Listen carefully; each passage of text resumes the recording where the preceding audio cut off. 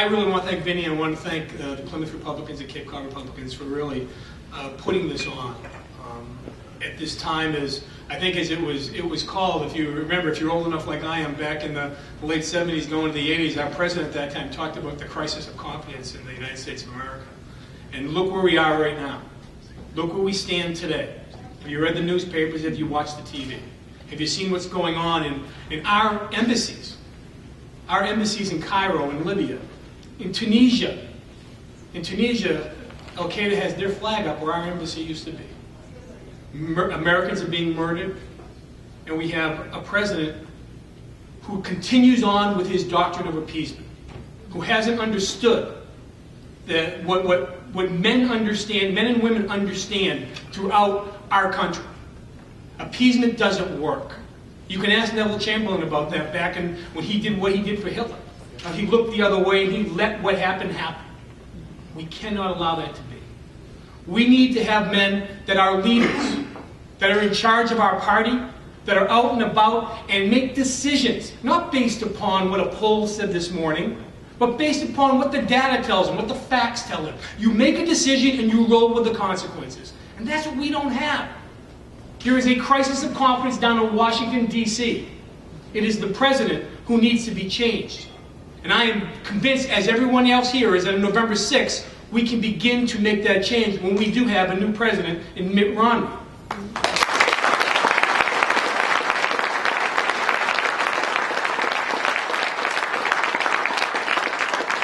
I was privileged just recently with a lot of other good people that are here to just go down to the RNC down in Tampa and pledge my support for Governor Romney. Reverend Romney may not have known for the better part of the last decade. When he first ran for governor, when I was first running for DA, so we ran into each other at numerous events. He came to my events. He supported me. I came to his events.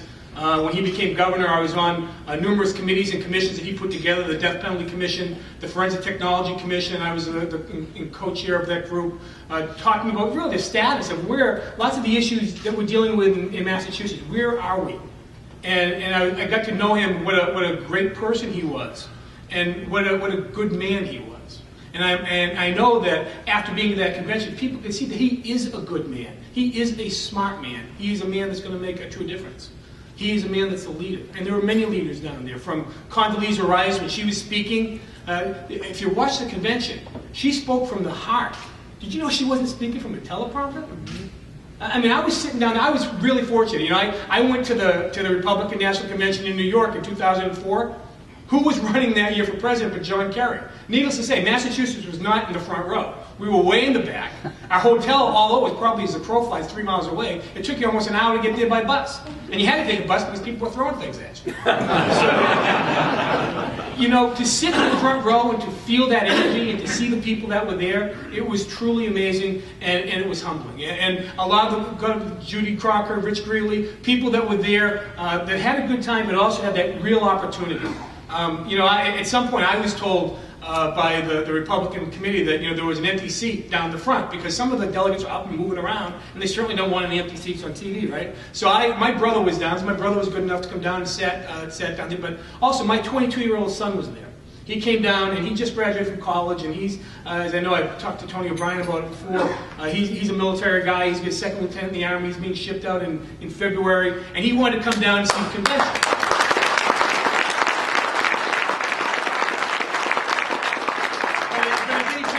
All of our kids are all pieces of work, aren't they? Because my son's sitting with a guest and he's way up in the nosebleed section. So I tell him, and I'm texting him, you can come down front, you know, we can get you in front, you can sit and you can watch. And he's really kind of evading what I'm saying to him. And he's saying, well, I'm eating now, I'll come down later. And I said, no, you're not coming down later, you're coming down now. He goes, well, I guess I'm not coming down. These are the messages I'm getting. I didn't find out till later on. He goes, I can see well enough, but I didn't know till later on that there was an open bar up there. He's 22. So you tell me where it's going to be. But we need to have, like I said, to get back, that's where it showed to me the leaders that we have and that we have to have in these positions of true responsibility. People that understand what it's about to try to go out and make a buck. People that understand the problems that small businesses are having here in the Commonwealth of Massachusetts. I mean, right now, we have so many millions of people that are either unemployed or underemployed. We have so many people here in Massachusetts. The statistic I heard is staggering. Although our unemployment is down to 6%, the entitlements have gone from more than 400 million to 1.2 billion over that same time period that Governor Patrick's been governor. What's that all about? The jobs are down, but they hand out some more? Yeah, that's what's going on. That's what happened when Congress passed those bills, the SNAP bill a couple years back with Speaker Pelosi. That's what's happened to EBT, is they've expanded the definition of who is going to get what. These are the issues that we continue to deal with. You know, I am so incredibly privileged to be the district attorney in the county where I was born, where I was raised, where I grew up, where I raised my family. And the challenges are so truly incredible. And dealing with people, and I've been DA now for almost 11 years. It seems like it went by in an instant, and I guess in some respects it has.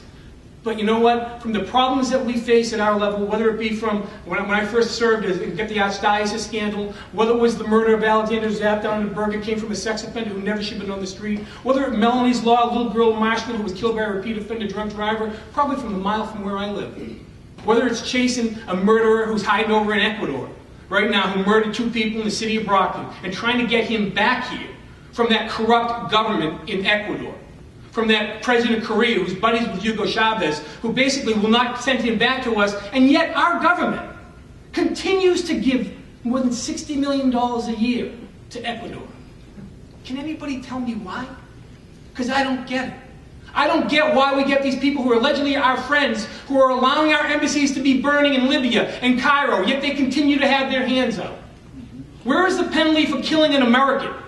When are we going to stand up for the people that put their lives on the line, that go to these dangerous spots to try to make the world a better place?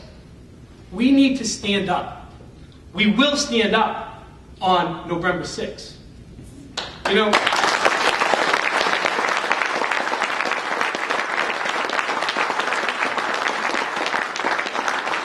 a great man once said, the only way to ensure peace is to prepare for war. Now that wasn't Ronald Reagan. That wasn't President Bush. That was George Washington. That's how long he understood what it needs to be the person that's going to be walking softly and carrying that big stick. The individual that understands that we don't need to use our force, but we need to have our force. We need to let people understand that we are America. We are Americans. We are the people that people reach out to when they're in trouble. We are the people that stand up for the little guy. We are the people that stand up for the bullies. Because you know what? You know what bullies understand? They understand force. They understand strength. You can't be nice to them. Because they don't respect you and they will try to walk all over you. We can't let that happen. I see that just in my job. Just in my job as DA. You know, I hear from, you know, we're very tough on criminals in our county. And I think that's the way it's supposed to be. I think that's the way you want it, because that's the way I want it.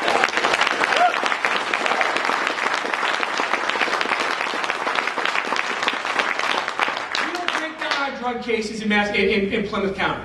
We make sure that people pay full price. Lots of other places there's plea bargain. The rumor that's out there is that in Plymouth County there are no bargains. You pay full price for your crime. It's important to do that, notwithstanding the fact that our laws have just been changed. Our drug laws have just been changed in the last few months. And even worse than that, there's been a scandal that's just popping up right now at the Department of Public Health, which is an agency of the Secretariat here in the current administration. It is falling in the lap of, yeah, you guessed it, the district attorneys. And it doesn't matter if they're Republican or Democrats. I've been working with a lot of them for a long time. They're good people. And we sit there now and we see the mess that's coming our way. Be assured that the adults in the room will take care of the problem, like we always do, to make sure that people remain safe. But we need to understand that there are bad people in the world, and they need to be dealt with.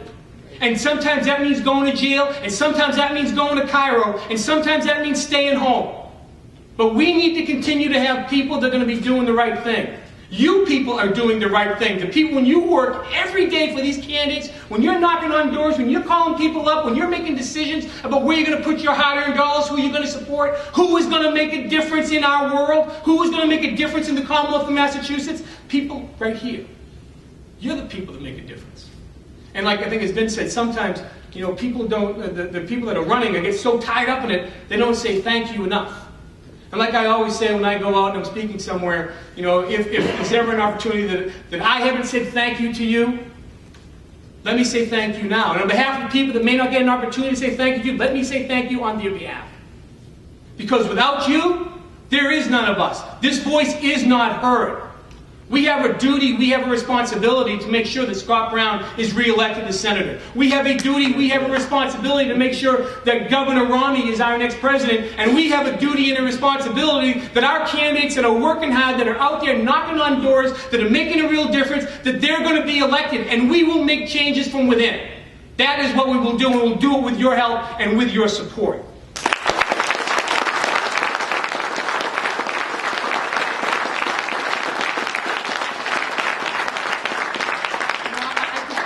Here talking about the problems in Washington, the problem with the current administration. I can talk about the GSA scandals.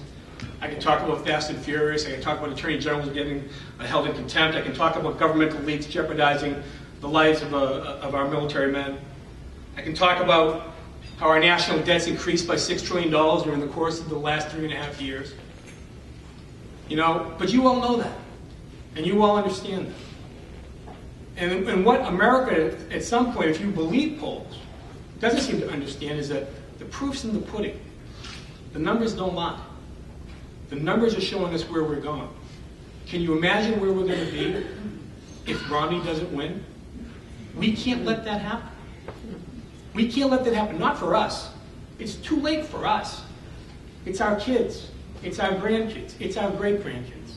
It is time to stand up for them and to make a difference. So, I thank you for your work.